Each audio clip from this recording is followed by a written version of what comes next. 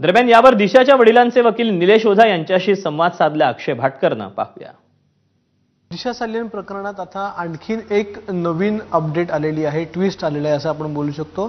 जी SIT स्थापन करण्यात आली होती त्या SITने यामध्ये दिशा सालियनच्या मृत्यूच्या संदर्भात महत्त्वाच्या बाबी सांगितलेल्या आहेत आणि त्यामुळे असं त्यांनी म्हटले तिचा कोणताही लैंगिक छळ झालेला नव्हता असं देखील त्यामध्ये म्हटलेलं आहे. मात्र जो दावा केला जातो आहे दिशा सालियनच्या वडिलांच्या मार्फत, त्यांच्या वकिलांच्या मार्फत, की तिच्यावर लैंगिक अत्याचार झालेले होते किंवा तिची आत्महत्या, तिचा खून झालेला होता, या संदर्भात आपण निलेश ओझा यांच्याशी बोलणार आहोत. हे रिया चक्रवर्ती, डिनो मोर्या, आदित्य ठाकरे ड्रग्सचा बिझनेस करतात, त्याच्यावर काउंटरच नाही काही.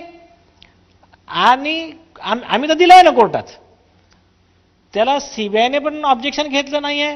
समीर वानखेडे साहेब स्वतः त्याच्यात हे आहेत, त्यांनी सपोर्ट केलाय आमच्या आरोपांना. आता काय राहिलं त्याच्यात? तर आता हे प्रायमा फॅसी सिद्ध झालाय. आता पुढचं जे लागेल 16 जुलैला आमचा प्लॅन आहे. आम्ही सगळं पेनड्राईव्ह, आमचे व्हिडिओ न्यायालयात देऊ.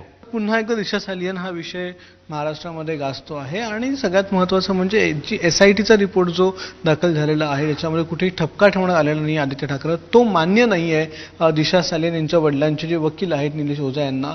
त्याच्यामुळे आता या संदर्भात 16 तारखेला जी सुनावणी आहे, 16 तारखेच्या सुनावणीमध्ये कोणते पुरावे हे आदित्य ठाकरेंच्या विरोधातले दिशा सालियनच्या वकिलांकडून ठेवण्यात येतात हे बघणं महत्त्वाचं आहे. कारण की त्याच पुराव्यांच्या आधारावर पुढची जी केस आहे ती चालणार आहे आणि आदित्य ठाकरे याच्यामध्ये खरंच दोषी आहेत की नाहीत हे देखील त्याच दिवशी ठरणार आहे.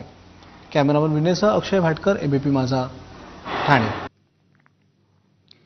भाजपचे मंत्री नितेश राणे यांनी पोलिसांच्या भूमिकेवर या प्रकरणी नाराजी व्यक्त केली. तसंच खुद्द दिशाच्या वडिलांनी आदित्य ठाकरेंवर आरोप केलाय असं नितेश राणे म्हणाले. तर दुसरीकडे ज्याच्याशी माझा काहीही संबंध नाही त्यावर बोलणार नसल्याचं आदित्य